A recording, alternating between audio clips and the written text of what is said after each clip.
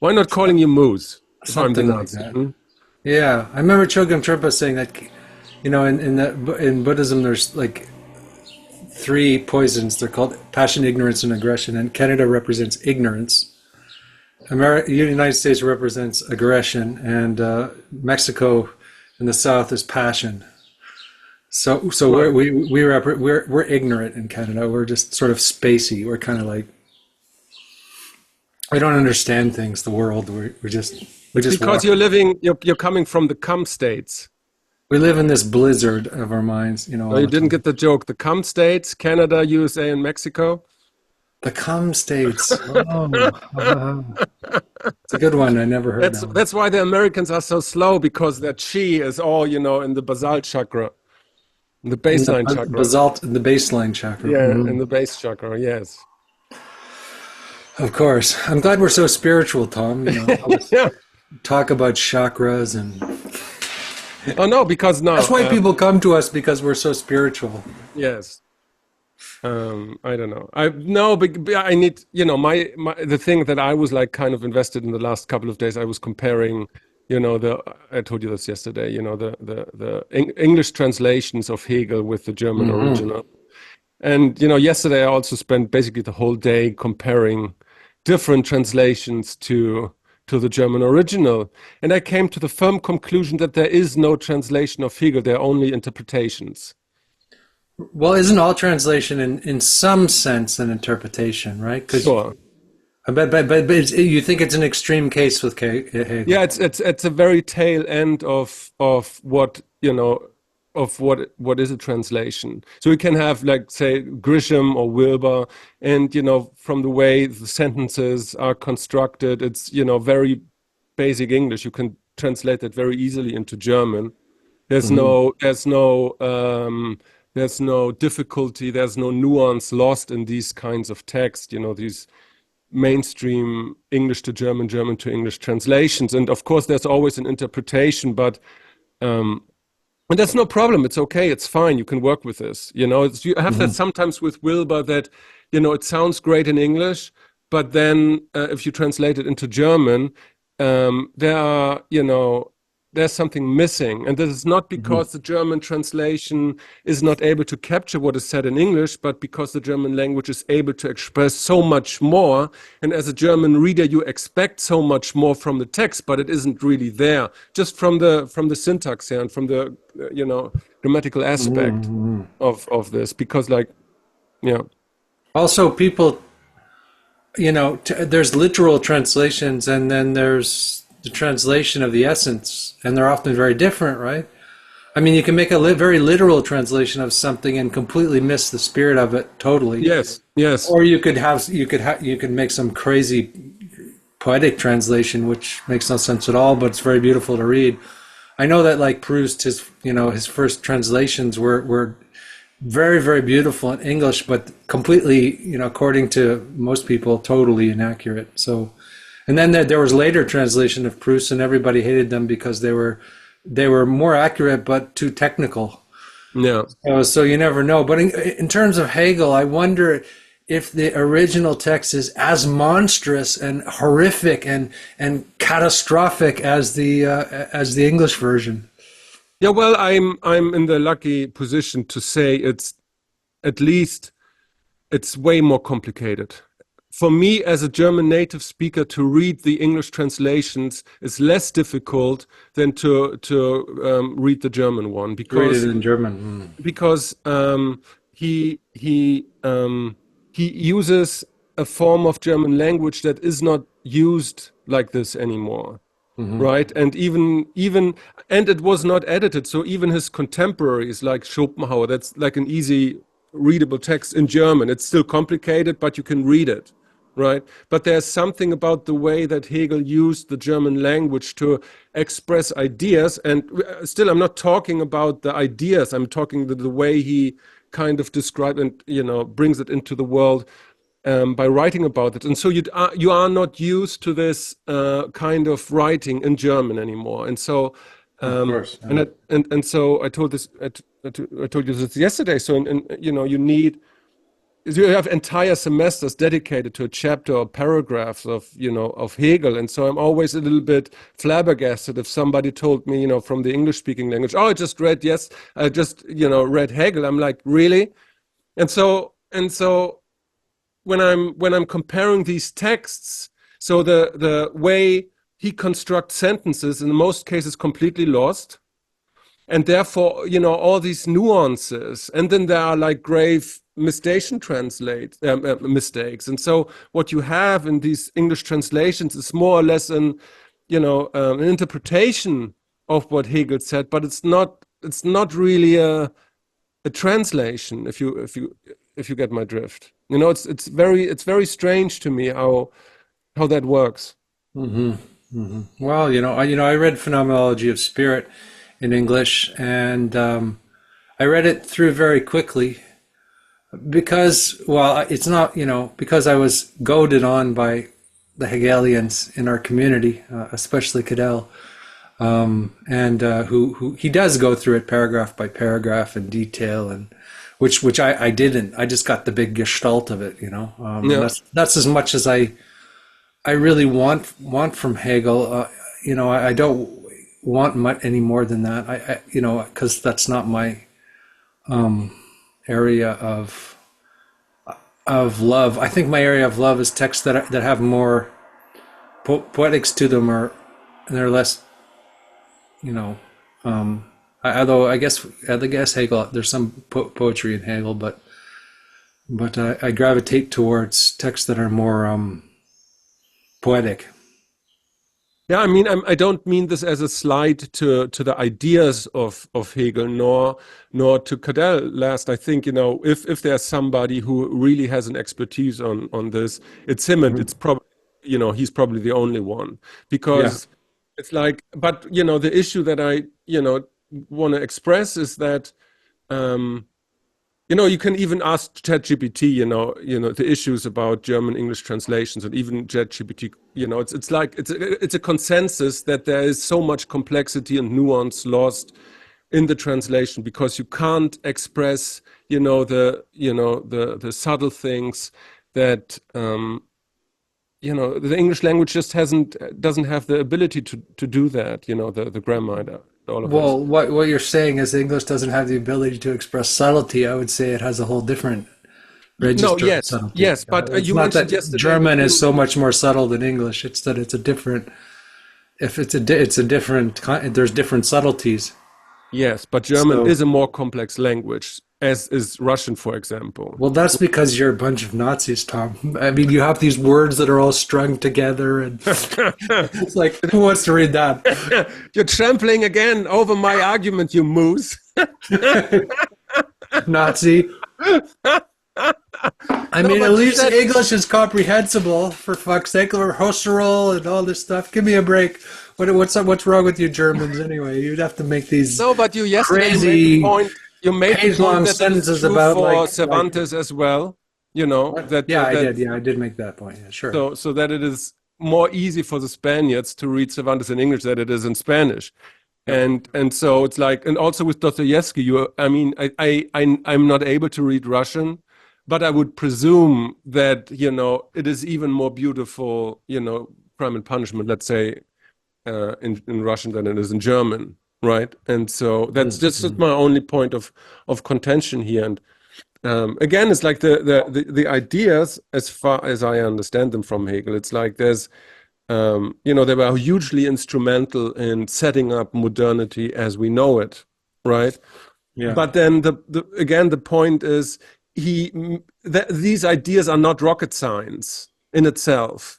If you get the basic idea what he tries to say, it's like, oh yeah, sure, it's not, but he made it unnecessarily, the way he describes was unnecessarily convoluted. And that's my only point, even for the standards of their time. And that was the contention that Schopenhauer had with him. It's just like, it's like, learn how to write. And he was admittedly not a good writer. And I read a little bit into it, and he was not a good orator. So it's He like, was a good orator, you said. no, he wasn't. So I was reading, there's a book by Sloterdijk about Hegel. right? Uh-huh. And so he Uh-huh. writes about it, that he comes from a part of German, the Schwabenland, where they have like this weird dialect. It's like in the center of Germany, and it's like, and he was apparently not a good orator.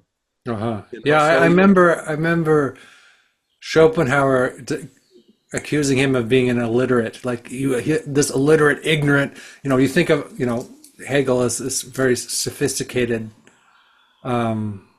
writer, and then Schopenhauer's attack on him was like he's lowbrow, which is kind of weird because we kind of think of him as this the most sophisticated thinker. yeah, You well, know. but that's the point. If you read the English translations, they sound way more coherent and on point, and grammatically easy on the mind, easy on the eye. Let's say it's like, okay, that's a way you construct a sentence that is beautiful, that sounds good, Yeah. that makes sense, but you don't have that feeling in the German original. That's Well, I it's don't like, have that feeling in really reading Phenomenology of Spirit, but as well. But maybe that's a different translation. Maybe there are better translations that are come closer to the phenomenological rigor and bizarreness and kind yeah, of well, like. I looked at the last one from the Philosophy of Right from 2007, and it's Uh, still the same issue. okay. There are words, and I mean, so for me, for example, when you do a translation, and I mean, I'm a professional translator. I Yeah. translated 20 books or whatever. Yeah. Yeah. So when you have a text, you're always, oscillating between what you say, like interpretation and literal translation. Of course. So, Of but course. but then, okay, so what you have in the in the case of Hegel is that suddenly, very important words appear out of nowhere that are like found literally never in the German original, like implicit freedom. Then there are like um, interpretations of words that are Hmm. completely miss the point. Mm. Bestimmung, which means determination, appears as phase. You have Willkür, which is more or less arbitrariness, which appears as caprice. And it's like so, Okay. and it's Mm. very so there are text elements that make the understanding easier in English, but that they do not appear in the German original, and that is Hmm. very weird. And so it's like very hard on the interpretation side. Well, I used to listen to philosophy lectures on YouTube, and most of the English philosophy lectures about Hegel say Hegel's great idea was a synthesis and antithesis, and then another thesis, antithesis, synthesis, right? And then now everybody says no, this is wrong. It's actually not synthesis; it's concretion or something like that, which sort of means or sublimation or sublation, I think is the word that they use now, which sort of means something different. So anyway, the base kind of cliche notion that everybody had of Hegel in English philosophy classes was, completely off. So that makes sense what you're saying. Totally, yeah, I'm sure. Well, the interesting thing might be to think about how Hegel is very, very influential in communities, the non-German communities, and then are they getting him right? Are they going on the right track, or are they using him for some other instrumental purpose? Just like Deirdre became huge at Princeton, and affected universities deeply, and maybe they were mistranslations or pretentious translations of what he was trying to say, or maybe they were just an Americanized version of postmodernism. So there's all these issues at play when you translate. I guess somebody powerful is Hegel, because I use the word monstrous because I think he was monstrous. I think he had something to say, but he also was monstrous on some level. And all the great philosophies have a monstrous quality to them. Plato was monstrous. In the effects of Descartes was monstrous. Kant, all these All these Yeah, yeah, philosophers sure. are monstrous, in what they create. They create monsters. They clarify something, they change something in the society, but they also create huge shadows of madness. Like just think of Marxist Leninism in the world, and as being a sibling of Hegel. So Yeah.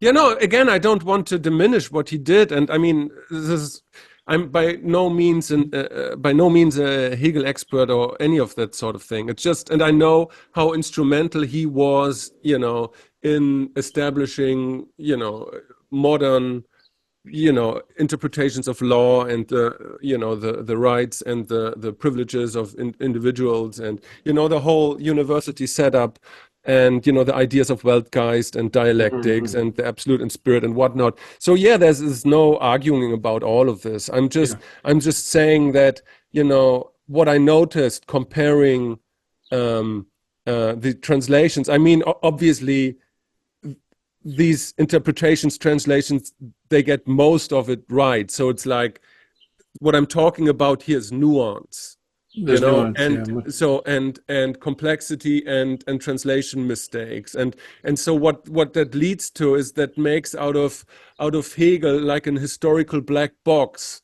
because then what happens is like everybody is kind of approaching it from a different viewpoint and has a different interpretation, and it's like and Or a it, Pandora's box. huh. Or a Pandora's box.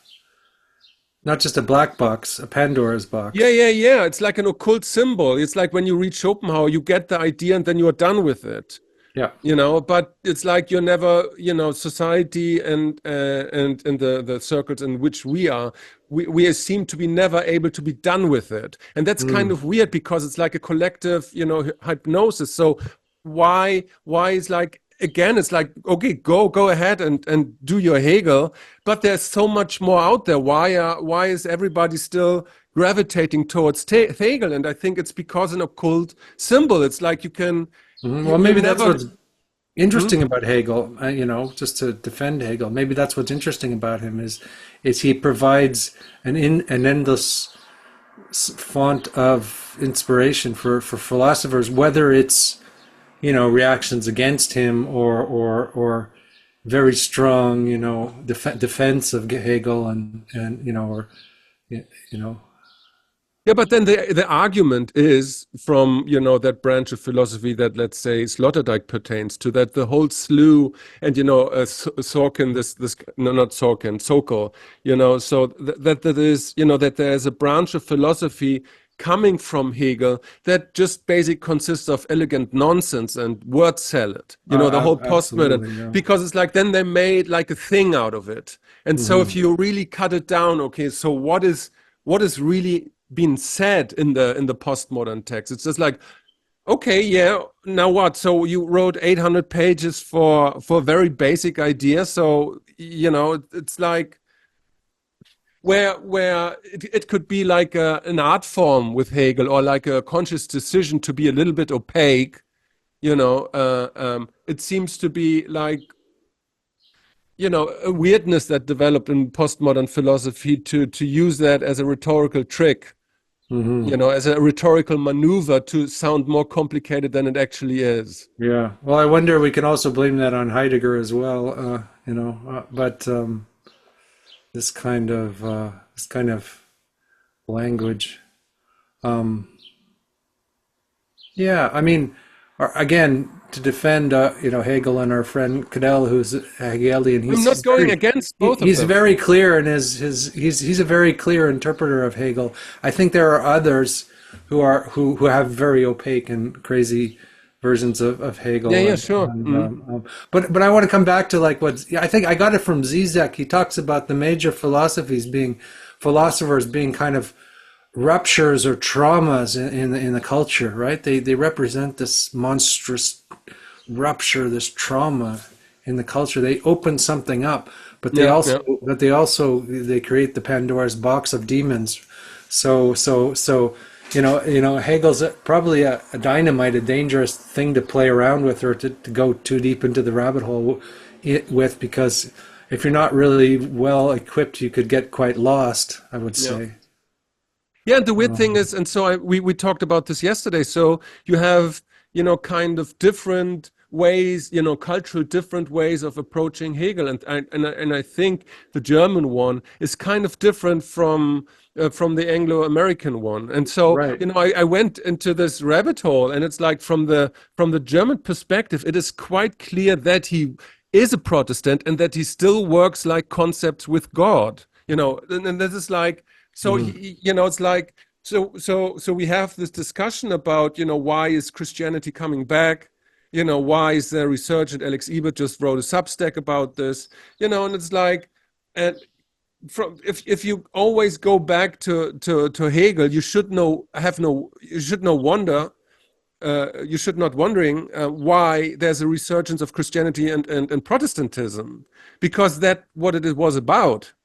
That is the whole process of the Hegelian process, isn't it, though? Like this back and forth of dynamics, this affirmation and negation, which creates a new synthesis. So maybe it's not a bad thing. I was thinking, when I was studying religious studies at McGill, he talked about Zen in Japan and how it took all this stuff from Chinese culture and made it Japanese. It made it something completely new, but it wasn't really, but so it was a new thing, but it was at the same time a distortion of the old thing. Yeah. So maybe that's not always a bad thing. Maybe that is part of the Hegelian process. The You I know don't what I know mean? really what you mean in terms of Christianity in that regard. Oh, well, because Christianity dies and is reborn all the time. It's built into the Hegelian dialectic is built into Christianity. It's like negation on the cross, etc. Right? It just and then resurrection, and then so it just goes around and around. Affirmation, denial. Christianity's dead. Christianity's reborn. On and on and on and on. It Christianity is gets not a little reborn. boring It after a while. started and It's it's like dead now.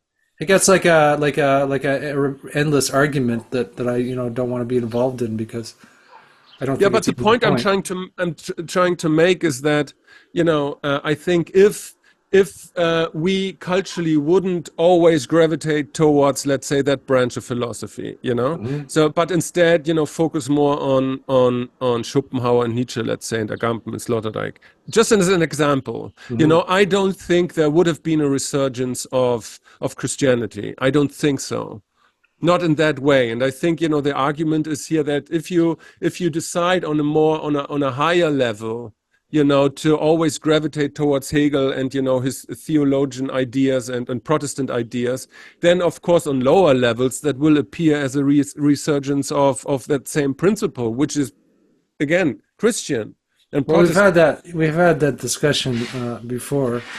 I don't see what that has to do with Hegel, really. I think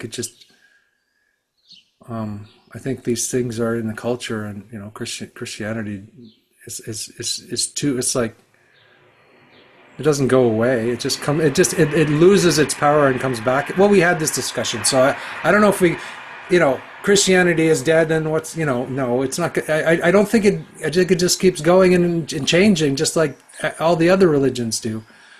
No different from any of the other religions. Like you can't get rid of Islam. Maybe you want to. Maybe you want to get rid of Christianity. I'm not even arguing for their virtue, or I'm not arguing good or evil here. I'm just saying that that there's something quite enduring about the Hebrew wisdom that doesn't really. It might change. I don't know if even going to church is really will be something big in the future, but but Yeah, but yeah, I like still get instead. inspiration from metaphors from there, and I'm not gonna throw that in the garbage pail. But maybe you want to. This is fine. I'm not. Again, I have no argument. I just noticed that Christianity kind of that is the in a way it is Hegel is profoundly Christian in that sense for sure. Maybe you're arguing against that. I don't know. No, what I'm arguing against or for is that I think everything ends at some point. It's like it's the nature of things, and sooner or later our conception and our attachment to Christianity ends. I mean, it's like Sloterdijk writes in his book, "You Must Change Your Life." 10 years ago, it's like there's a specter going on in the Western world, and it's a specter of religion and Christianity, and it's like so. I mean, it had its run, Well, and religion or Christianity? What are you I talking don't about? remember again how exactly the quote was, but the point is that everything comes to an end naturally, Hmm. and there's nothing. I mean, there's nothing going on forever and ever and ever. Like literally nothing. Even the universe will die, and so it's like there will be a point that it becomes like an artifact, like you know an appendage of human history, which is fine. And if people want to go back to this, sure, they should do it. That's not my Mm. argument. My argument is, it's like there was once a lecture. It's like when you how do I frame this? So if you decide on abstract principles, about what world is, that abstract model and theory of the world will influence how we experience the world. So, for example, if I think in my mind that the world is a bad place, so Hmm. generally, that decision will inform my day-to-day practices and my daily-day experience.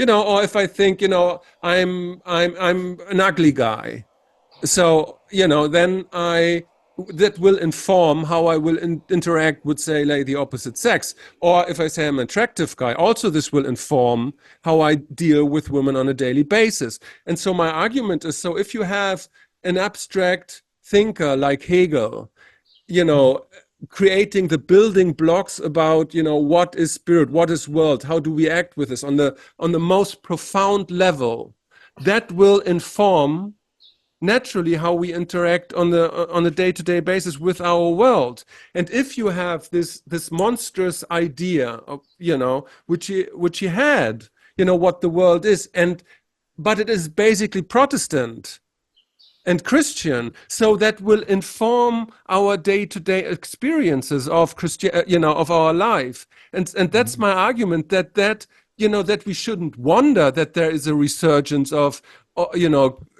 Christian orthodoxy, let's say, if we still say, yeah, sure, Hegel is our way to go in terms of what the world is. Yeah, because That's it my separate a lot of things you're saying there. I mean, if you're talking about Protestantism, there's a way in which I agree. If you're talking about Christianity, again, we had this argument with Bard and everyone else, and there is an esoteric Christianity that isn't Protestantism, and that's the Christianity that I'm interested in. And so I don't think that. I think that is something. It might be not eternal in terms of the vast, stretches of time, but in terms of what lasts and what doesn't. The Roman Empire is gone, but people are still meditating on the stories in Genesis. So there's a difference there. That it's not just that everything is you're flattening it out to, So I think that those. So I don't see that. Those, I don't think those stories particularly have much ending, or those mythologies. I think they are. I don't want to use the word eternal, but something very close to that. But we've had this argument before, and I take my stand, and then that's it. I'm just saying that I think in 5,000 years, our reception about what is Protestantism, or what was, and what is Christianity, or what is, or Catholicism, or archetypes in the Bible, or eternal esoteric truths, in 5,000 years, we wouldn't even recognize it, because that's the maelstrom of time, right? And so it's like, what do we even know from ancient Egypt myth? It's like literally nothing. Well, And it so doesn't mean that the story of Osiris and body through being our has viewpoint, has has we a, don't has a know lot has how. meaning. No, but that's my entire point, that we can't know how much our interpretation of Osiris really reflects what it meant 4,000 years ago. And Mhm. I would say probably there's an overlap maybe of 5 to 6%, maybe. Well, I don't know how you would quantify such a thing, but I would say that all of those stories, those Greek stories, are as relevant today as they were back then. They just have but so there is an unchangeable aspect, and there's a changeable aspect. But how I'm would not you know arguing that? against any kind of I'm not arguing against evolution of these things. I'm just saying that there are certain sources which never stop giving, even though the interpretation changes. The interpretation, yes, will change and change and change and change, and you can still interpret, the first book of Genesis in endlessly. There's no end to that. What can be found there? Like there's certain things that end, and there's certain things that have no end to their potential. Uh, you know.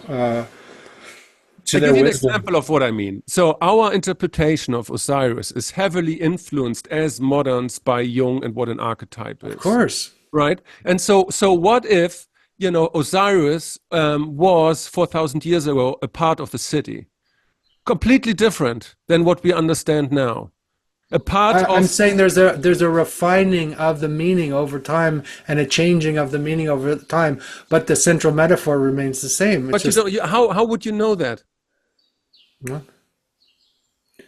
How would you um, know what an Egyptian 4,000 years ago understand, or what his lived experience was in terms of Osiris in relationship to the archetype of Osiris, the figure that we understand now. I mean, that what you say that it is an eternal archetype, there's a makes grammar, sense. there's a Yeah, but language, this is a modern we know we notion. die, we know we're born. There's certain things that we Yeah, but know, this is right? this We is know we this is know what that This is what there's a death Sloterdijk and said, that resurrection the and all idea that. of religion is a modern one, and that this Hmm. notion has nothing to do with the lived experience of the people living in the medieval ages.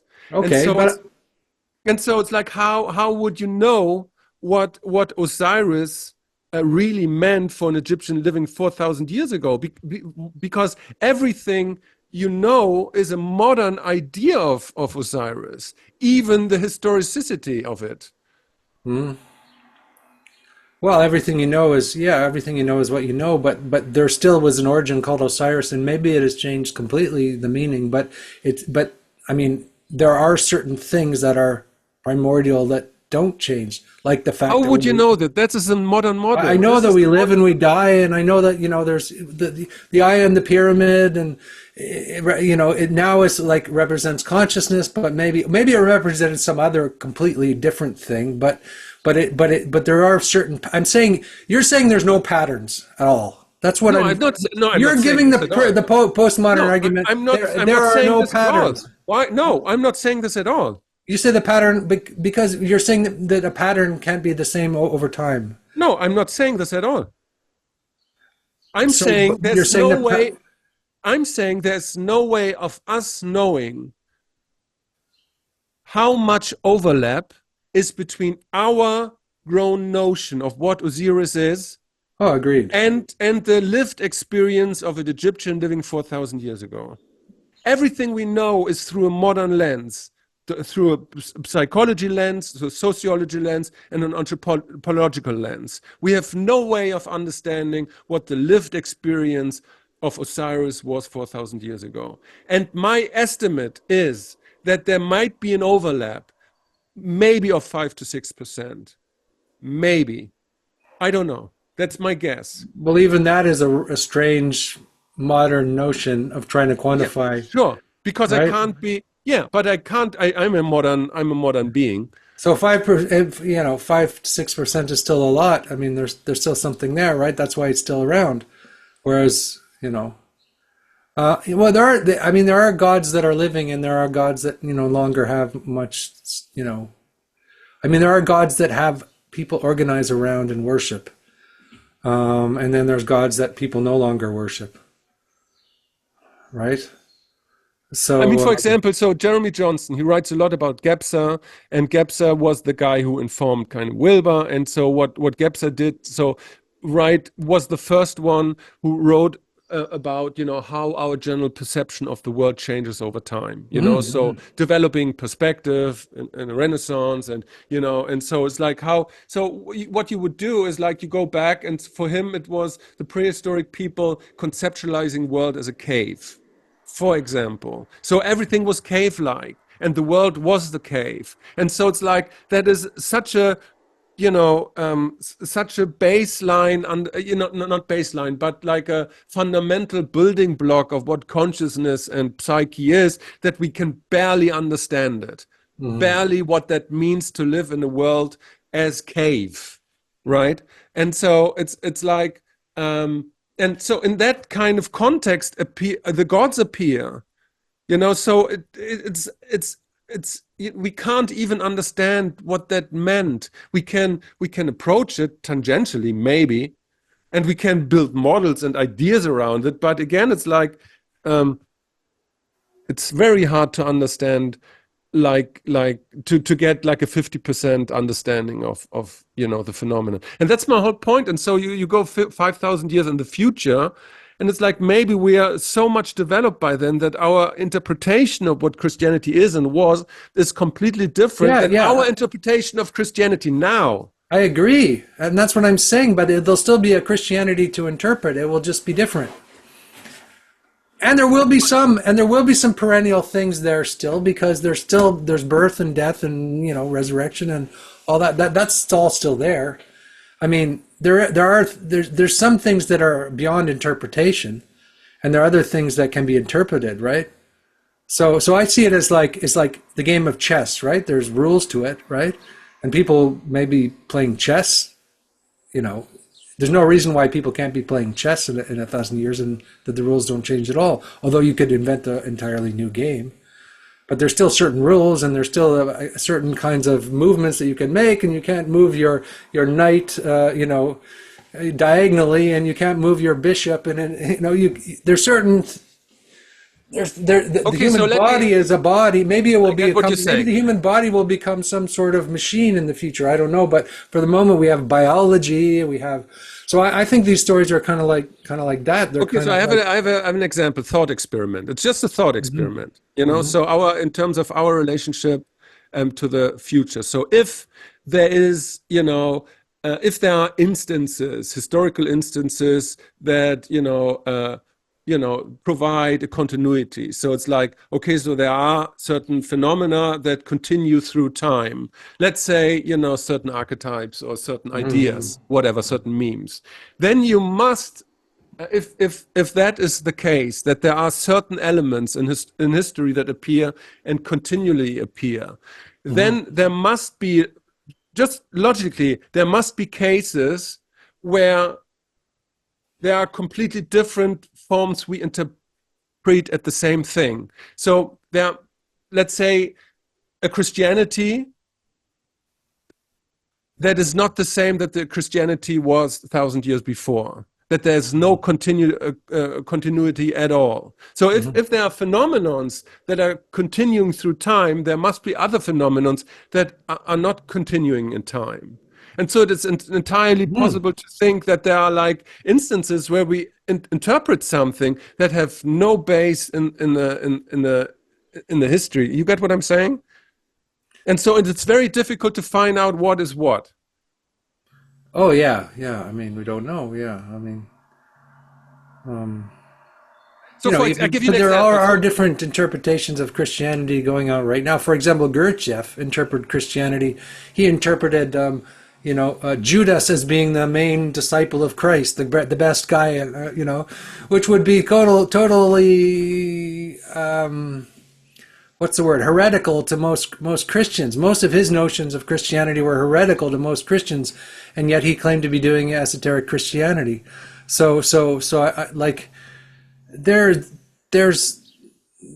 infinite amounts of we don't know, but again, I'm saying some things will last and some things won't. I don't know. Maybe you're right. Maybe the story of Christianity will just become will fade away. I mean, I tend to think that the major religions, like the major stories that exist in the world, they endure for as long as they've endured because there's something to be worked with for at least a few thousand more years. You have a positivist stance to this, and it's perfectly valid. And but from the point of view where we are now, it's like there are three options of what will happen with Christianity. Option one is that what you propose, right? So it will continue, and the eternal truth of that religion will continue in one form, shape, of other. Then the second thing is no, it won't. It will transform. So that No, no, no, no, no. Those are the same for me. You're separating those two possibilities, but I'm saying it will both and. Yeah, but there's a third one that it is irrelevant, completely. So Well, that's maybe that. Well, okay, that's the third one, but the first two I'm saying are the same. how are they the same? How can Because they be? How can that be eternal truth? And then when they are changing, that doesn't make any. That's a contradiction. well, there are not eternal truths. There's axioms which are they're endless sources of inspiration that are endlessly being Yeah, interpreted but in then different ways. then you're talking about eternal axioms that are true and that will persist in time. And I say, okay, so that's the first option. The second option would be that these eternal axioms will change over time. Oh, that the eternal axioms are changed. Well, I guess, but I guess maybe we'll grow wings or something. That could be that could happen. We could I'm grow not saying wings I and know horns, what and will happen. I'm just saying these are three options. I know, but there's a certain amount of common sense. Like, Yeah, the common sense is that we don't know how our reception of Christianity will be in 5,000 years. It may be that the axioms continue. It may be that the axioms will change, or it can be the case that they are completely forgotten and that we will invent some new axioms and retroactively say, oh no, Christianity was always about this and not about what we think right now. So we don't know how we will deal with Christianity. That's a reasonable thing. yeah. But I look at all the new religions that are being invented, and it seems that humans need a religion, or they think they need religion, or maybe in the Sloterdijk sense, they need practice communities based around certain axioms. And the ones they try to invent now kind of are Scientology and Mormonism and alien worship, and they don't seem to work. But the old ones seem to persist. We have such a limited viewpoint. We're living, at best 80 years. That's nothing from No, we a have a few thousand historical years point to of view. look at. Huh? We have No, a no, but few no, thousand. you're building these models. We don't know. It's like it's like, yeah, from our current viewpoint, embedded within Jungian psychology and all of this. Yeah, sure, but it's like, who knows if we will even hear in 5,000 years. Well, that's another. Who knows? We don't know. Yeah, I agree that we don't know. We can come to the agreement that we don't know. Sure. It's much We can much come to the ado about agreement that we nothing. don't know shit. That would be a good place to start. Yeah, it's much Only ado don't about know. nothing. I used to practice Korean Zen, and we'd sit there in meditation and go, only don't know mind, keep a don't know mind. That was the instruction, right? Sit there Yeah, for hours in the dark. I don't know. I practiced Korean sex once. Korean sex. Uh-huh. And what do you, is that what you do when you Zen and practice? I sex, don't know, I don't both are the know. same, huh? What, they're the same, yeah. Koreans, they're the same. Yeah, was there kimchi involved? Kimchi, what's that? You don't know what kimchi is? No, Oh what's my kimchi? God. Who's that? It's the Is that a girl? smelliest. It's no, it's Korean Korean cabbage with lots of hot peppers and garlic. No, I thought it was a girl. Fermented Korean cabbage with tons of hot peppers and garlic. Sounds like a girl. It's a bit like I'm sure people have kimchi fetishes. I'm sure they do strange things with kimchi over there. Yeah.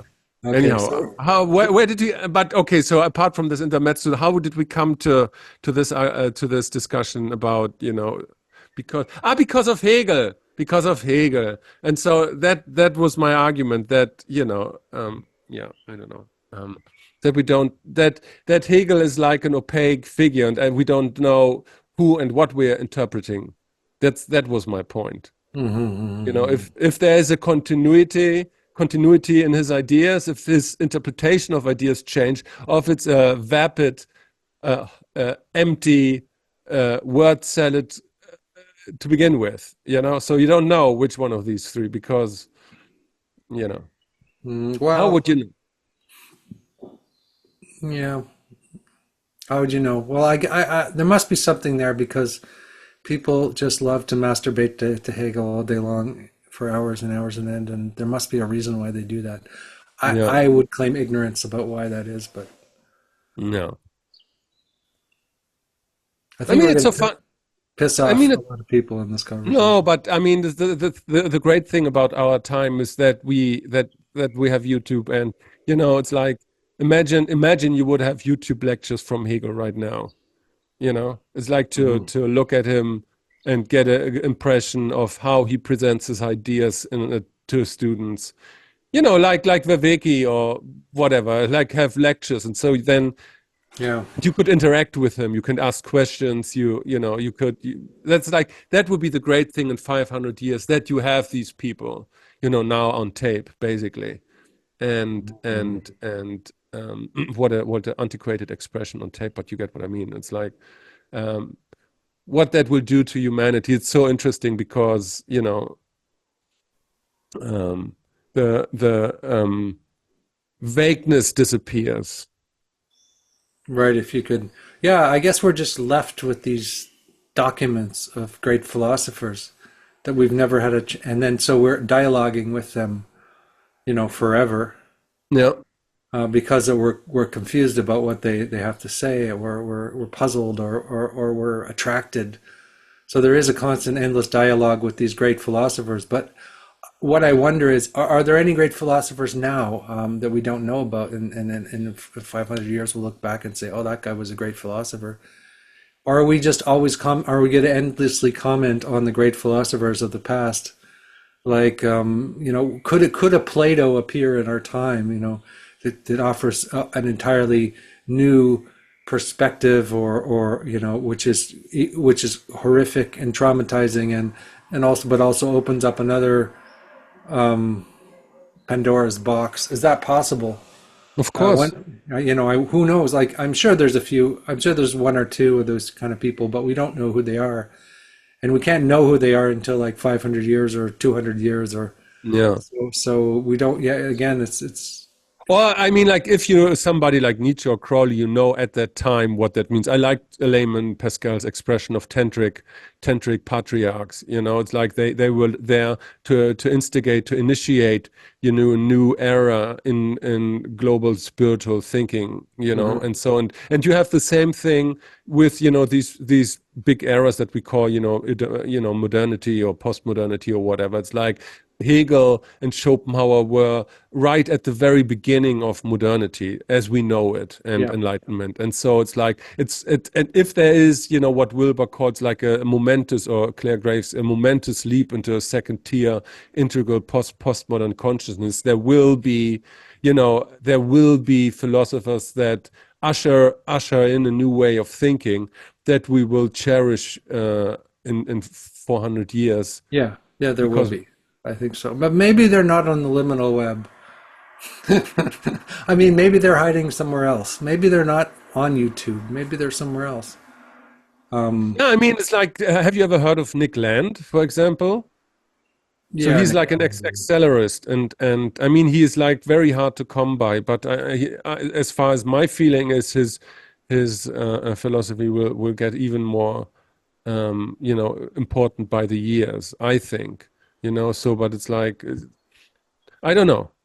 But I think of he's not enough of a sage. He's too much of a philosopher for that to be the case. I think the sages are, that you have to be, let's say, like Gurdjieff in order to affect the future. You have to be multi brained. Yeah. I don't think that philosophers are as important as people think. I mean, to say something very controversial, maybe it will be a matriarch. I don't know. not a paper. Or that's So, possible for so sure. that all what feminism did and wanted to do, it's like when you, I mean, like if you have like a historical oversight of the last 200 years or so, you know, and maybe feminism is there to prepare society for the next big matriarch. I don't know. Like you never know those things, you know. Yeah. But I would look in that direction. I would look in your really illuminated people, not in people who are talented in one area.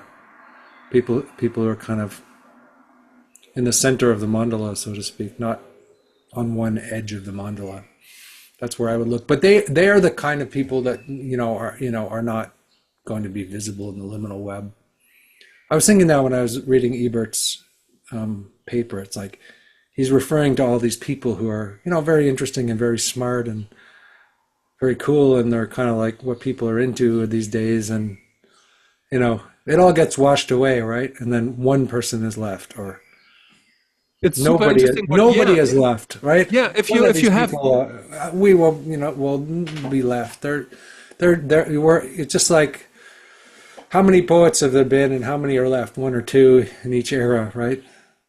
It's a super, yeah, I was plagued with the same thought because like from a big societal picture, there are a manifold of different groups that do what we do in our liminal web. They Yeah, experiment and they look for the form that will be the prevailing form for the next 50 years. And you don't know that. It's like some, like in the Bible said, you like the Bible, so it's like some seed will fall on stone and some seed will fall on fertile ground and there mm, will it's like but you have to spread your cum basically and and some cum will fertilize the earth. And so it's like we're in the liminal web, we're just one drip of cum, trying the best to prepare I'd say our we're to more do like our a bunch of contribution. sperm, like that are mostly doomed, not to become, Yeah, but we don't know if we are doomed cum, historically speaking, we can be forgotten. It's like we have yeah. no way of if all of these things that Schmachtenberger and Verweke and Wilber and doing if that will flourish into something else because it's an experiment, and so there are like lots of cultural experiments going on at the same Oh time yeah, right now. yeah. I don't think we should be concerned too much about that. We should just be doing our experiment Sure. as truly as because we shouldn't be aiming towards the goal of some sort of becoming an avatar of some kind. That would not be something that first of all anybody would really want, and second of all we just have to sort of do the best we can. And I don't. I know. I'm not fully in agreement because the purpose of cum is to fertilize. I see. Yeah, yeah. We should try. Yeah, yeah. We should try to be as good acrobats as we can, to use We're your social favorite cum. Yeah, social come. Yeah. yeah. Hmm. What can I Is that say? the final word of this podcast? I don't know. If you want Or to add social something, come? I have nothing to add. No, no, that's a final word. Yes. Mm. no. I don't think that's the final word. I think I have to repeat again how much of a fucking Nazi you are. Why? I didn't say anything. I don't know. You didn't say anything to offend me at all. I just wanted to say that for no reason, just except to say it. I'm the most anti-Nazi person you could ever I imagine. know, I know. You're not a Nazi at all. But I have that's my what's funny issues with about all. calling you a Nazi because you're not really a Nazi. No, You have I certain have Nazi tendencies like we all do, but no. you I'm know, very orderly. yeah, you're orderly, you're high conscientious, you're an editor, you're like, the Oh, I wanted. editors are Nazis basically because they have to be. You have to be a Have Nazi you to ever be a read good editor. what Jung said in regards of Hitler? Maybe we close with this. That was Oh, super interesting. So because he said, they're like, where do I find this? Um, where do I find this? So, two kinds of people appearing in times of change. And so So he said, with Hitler, you do not feel that you are with a man. You are with a medicine man, a form of a spiritual vessel, a demi-deity, or even better, a myth. With Hitler, you are scared. You know, you would never be able to talk to that man because there's nobody there. He's not a man, but a collective. He is not an individual, but a whole nation. I take it to be literally true that he had no personal friends. How can you talk intimately with a nation? And so that is super interesting to me because Jung Hmm. describes it that he shared all of his personality and identified with the will of a collective, Mm. and so, super interesting to me. Hmm. Sure. Yeah. Yeah. Yeah. Um, there's nobody there. Yeah, that's what's terrifying. Hmm. Mm. Yeah. Yeah. No. Yeah. I think. Yeah, that's the other thing is like what is the major evil presence in the world today? That's something to think maybe for another conversation. Like what is because there's always an evil super evil presence in the world like Yeah. and that's the evil presence of that particular epoch was encapsulated in this one He's person very who is crit not a yeah, person who is a collective. But I wonder yeah, yeah. like is there going to be an AI Hitler? At some point, is there going to be some massively evil force that? I mean, there's always there on some level, but I mean, um, that is what, all these AI people, Jack Dorsey and these other people kind of, I mean, he's, the guy who invented Twitter, no? So mm, that's like, so they're warning us that we're like so driven into, collective conflict and culture war through these algorithms that it's like, the more you engage with Twitter and, social media, the more likely the chances that there's no good outcome. yeah, but there's still at the same time there's no Hitler. There's just Trump or something. No, no, but it's like you could make the case that the AI, that the algorithm is the new Hitler, you know? Yeah, maybe in terms of how its destructive forces on people's souls, for sure. Yeah. And Yeah. he says the problem is not, identity or whatever. Jack Dorsey, in a recent interview says, it's like that these algorithms and these AIs, they hijack our free will and completely, uh, disable us in terms of what we want and what we can do. And I found Yeah, that they very interesting. they do, and then we still have the free will not to engage in that, right? And on some Sure, but tell that an 8-year-old, hooked no, on. you know a child that's again this Apple. Somebody was hearing about these new Apple glasses that are coming. That's it's going to be like an iPhone, surrounding your head, where you're creating a simulation of the world, and then you can do whatever.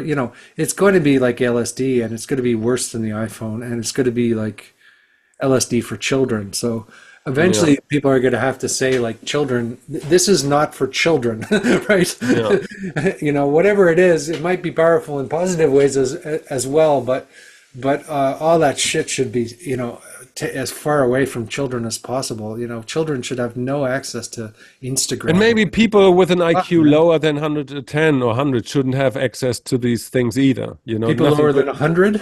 Yeah. What, like everybody, you mean? Yeah, maybe we No, well, shouldn't. 100 is the medium, no? So 100 with sorry, I didn't get that. Was that it? the IQ of 100 is the medium. Over IQ? Oh, Yeah. And so everybody below 100 shouldn't have access to social media. no, that's different. You can't measure people's intelligence like that. I mean, I thought I play into your Nazi accusation. Come on. oh, you're doing your Nazi thing again. Okay, Oh man, you took so long, Moose. Germans.